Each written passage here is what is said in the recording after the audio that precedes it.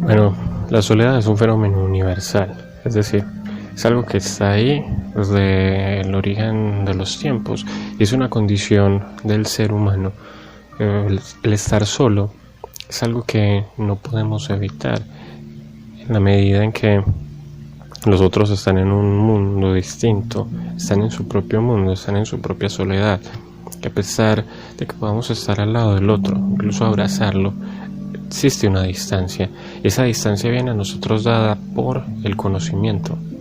Nosotros no conocemos al otro, nosotros no sabemos lo que piensa, no sabemos lo que siente, lo que tenemos son manifestaciones exteriores, manifestaciones en la superficie, en el cuerpo, y eso es lo que es el otro para nosotros, una superficie, una serie de fenómenos, y en ese sentido pues perfectamente podríamos hablar de una fenomenología del otro, porque es como se nos presenta como fenómeno. Si bien es cierto que hay algo tras ese fenómeno, tras esa cosa observable, que es una cuestión muy simple, está lo que es decir, el ser, la esencia de eso. Y la cuestión es que no hemos tenido el lenguaje, no hemos tenido las palabras que nos permitan llegar a esa definición de ser,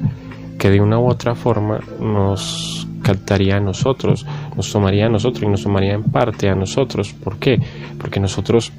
compartimos algo con ese otro individuo, y es que somos parte de la misma especie en un sentido biológico y en un sentido filosófico, pero además somos parte de la misma sustancia, de la materia que forma este universo, en el sentido nuevamente material y filosófico. Es decir, formamos parte,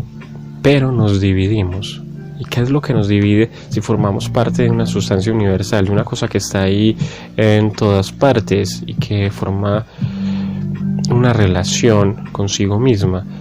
que es la relación de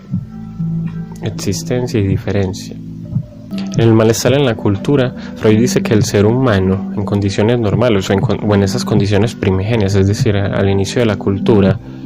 debió haber tenido 3 miedos. El miedo a la muerte, es decir, la muerte en general, por ejemplo, la muerte que se presenta porque un animal lo agrede o porque se cae y se lastima de manera tal que se muere, o el miedo a la muerte a través de la enfermedad, ¿cierto? Pero también estaba el miedo a la vejez, el miedo a hacerse viejo, a perder la vitalidad y llegar a la muerte, pero desde la decadencia física. Y finalmente está un tercer miedo, que era el miedo a quedarse dormido. ¿Y por qué el miedo a quedarse dormido? Fue realmente lo que intentaba decir con esta expresión de manera irónica, es el miedo a quedarse dormido y que los otros lo asesinaran. Es decir, el ser humano tiene miedo al mundo como animales, al mundo como plantas venenosas, al mundo como peligro. Tiene miedo a los otros en cuanto lo pueden agredir, y tiene miedo a la vejez, pero la vejez no está ni en el mundo ni en los otros. La vejez está en sí mismo, es decir, parte de sí mismo le causa pavor, le causa asco, le causa terror, y nuevamente aparece esta triada: el mundo, los otros y el propio individuo, en relación con esos otros 2 aspectos, pero a un cierto nivel de conciencia, la relación del individuo consigo mismo, es decir, el individuo como objeto de conocimiento de sí mismo. Y la cuestión es, en el psicoanálisis y en general en las doctrinas filosóficas del siglo XX, lo que se viene a decir es simplemente una continuación de lo que había planteado Sócrates con el conócete a ti mismo, es decir, convertir al individuo en objeto de conocimiento filosófico. ¿Y por qué? Porque es el individuo el que vive las angustias, es el individuo el que vive los dolores, es el individuo que vive la muerte en sí mismo, no como muerte, sino como miedo a la muerte, como esa promesa que está ahí, que se va a cumplir, pero que él no va a estar para ver, es decir, él no va a estar para ver el mundo, a los otros, sin él. Es decir, en esa triada, en esa relación, él es el único que va a desaparecer. Si bien es cierto que los otros desaparecen, cuando mueren, no todos desaparecen, siempre quedan los demasiados, siempre quedan muchos, cierto, puede que se vayan los más importantes para el individuo, pero siempre quedan otros. Entonces, el individuo es el único que realmente desaparece y no tiene testimonio de sí mismo, no puede dar testimonio de sí mismo, es decir, no puede dividirse, ser una cosa que está ahí en el mundo, sin estar en el mundo, y ver qué sucede en el mundo sin que él esté. Es imposible. En esa medida, en parte, él se convierte en problema para sí mismo, pero esos otros elementos también contribuyen a que él se problematice, a que él se haga preguntas, a que se angustie. ¿En qué medida? Vuelve y juega. El mundo es lo que le ofrece la subsistencia, es lo que le ofrece un terreno, un piso sobre el que asentarse, es el que le permite estar en un lugar, es el que le permite tener la madre patria, es el que le permite tener la tierra, es el que le permite tener el alimento, es el que le permite tener el oxígeno, el agua, es el que le permite tener el todo, la materialidad, que es lo esencial para la existencia. Pero eso no se ofrece tan así, es decir, debe trabajar, debe hacer un sacrificio, no puede estar en un goce narcisista consigo mismo, debe salir al mundo, y aunque siempre está consigo mismo, el mundo le hace olvidarse de sí mismo, o sea, la materialidad y la necesidad de trabajar para obtener las cosas hacen que se pierda a sí mismo, pero vuelve y juega. La culpa ni siquiera es del mundo, la culpa está en él, que él hace parte del mundo, pero se mueve con algo que el mundo no tiene, se mueve con hambre, ¿cierto? El planeta Tierra no tiene hambre, las estrellas no tienen hambre, la luna no tiene hambre, pero el individuo sí tiene hambre, y el individuo debe moverse en el mundo para comer un pedazo del mundo, un trozo del mundo, para seguir en ese mundo. Entonces, esa es su relación problemática con el mundo, cómo doblega al mundo, cómo lo usa para mantenerse en el mundo o para evitar que lo destruya, como un grupo de aldeanos se relaciona con un volcán, o como un grupo de personas que habitan una playa deben buscar la manera en que un tsunami no los destruya, y aunque obviamente la solución más fácil es simplemente huir de ahí, cuando hay un tsunami siempre existe el riesgo porque no hay una certeza, es decir, la naturaleza no le indica al ser humano en qué momento exacto, la naturaleza no le indica al ser humano en qué momento ella se va a presentar a manera de desastre, en qué momento se va a convertir en algo que implique un riesgo para su vida. Entonces el ser humano está en el mundo obrando para evitar que el desastre acaezca, o por lo menos para evitar que se presente con la fuerza que suele presentarse. La arquitectura forma parte de ese conocimiento, de ese estar en el mundo, creando un conocimiento que hasta cierto punto permita paliar las condiciones que ese mismo mundo, valga la redundancia, le ofrece como negativas, como destructivas, como amenazantes para sí. Entonces el hogar protege de las tempestades, de las inundaciones, protege de las fieras, protege de los otros, y ahí el hogar vuelve y juega. El hogar es parte de esa triada y simbólicamente contribuye a la formación de esa conciencia en el ser humano de su individualidad, es decir, en el hogar el ser humano vive su individualidad, porque de cierta forma el hogar es la representación de esa relación que tiene con esos tres aspectos que forman su mundo, es decir, el mundo. Entonces el mundo como peligro, como cosa que está amenazante, pero también el mundo como goce, porque el ser humano también puede escoger el lugar en el que lo va a poner en relación a su goce, en relación a su disfrute. Es decir, el mundo también ofrece la posibilidad de goce, los sonidos, los sabores, los olores,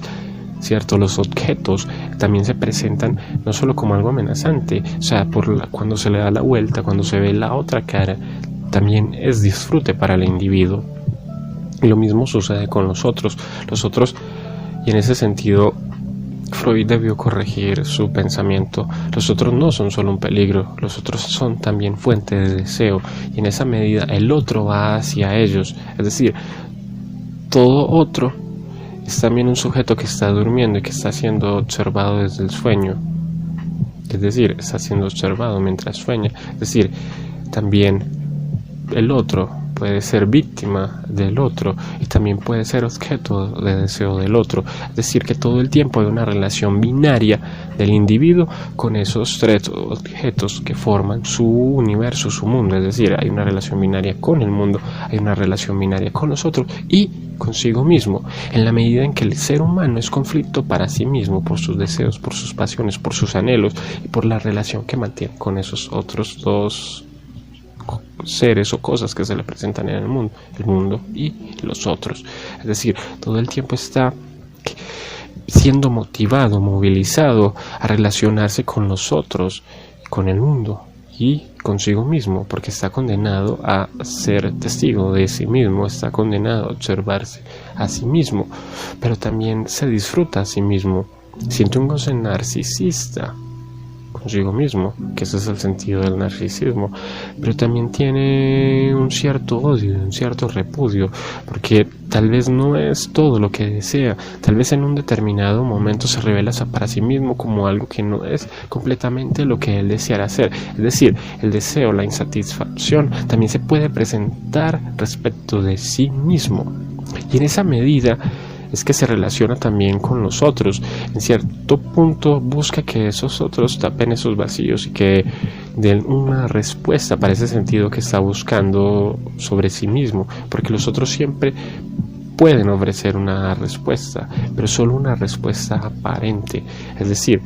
si yo no puedo conocer a los otros, si no tengo un conocimiento legítimo de los otros, ¿cómo puedo esperar obtener de ellos la respuesta esencial sobre mí mismo? Es decir, esos otros tampoco se me ofrecen como ese conocimiento que necesito. Entonces no tengo conocimiento en mí, no lo tengo en ellos, pero tampoco lo tengo en el mundo. Es decir, esos tres objetos se me aparecen como tres objetos sobre los que yo ignoro algo, ignoro lo esencial. Entonces,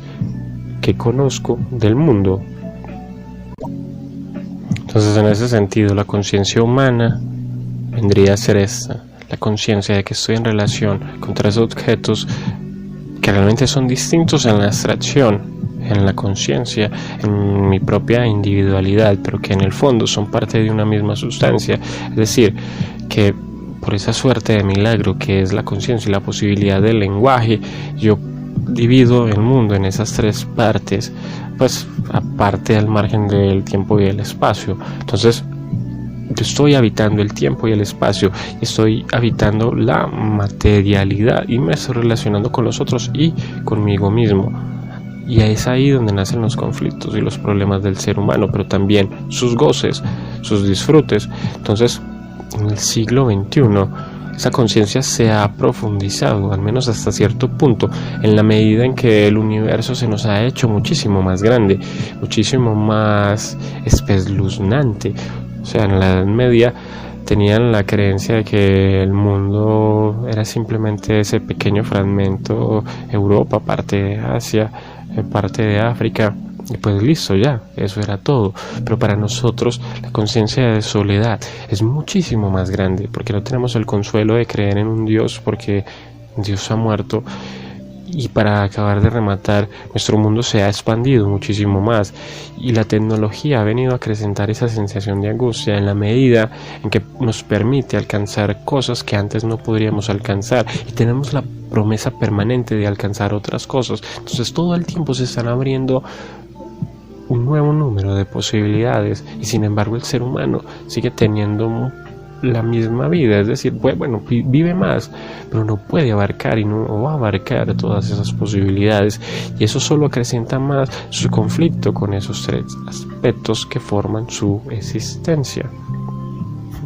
Eso es lo único que queda por decir, que el conflicto se acrecienta.